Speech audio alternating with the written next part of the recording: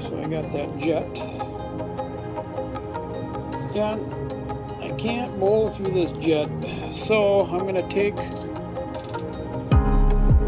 a drill in the end of a pin, since the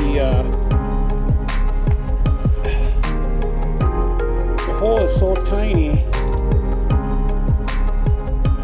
and put that pin in the hole here and see if I can loosen this sucker up.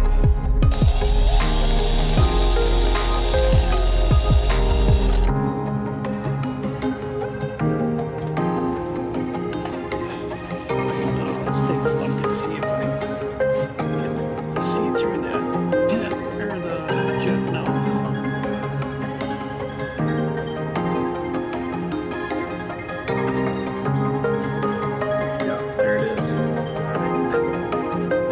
Let's see. Let's put this carb right back together. Alright, so I got your carb out. And I'm going to go after mainly working this area and this area. Most times,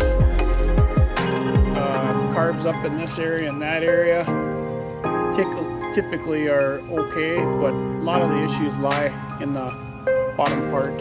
So I'll go ahead and unscrew this part, pull off 4 bolts, 1, 2, 3, 4 in the back, and then drop that. So anyways, that's about where I'm at.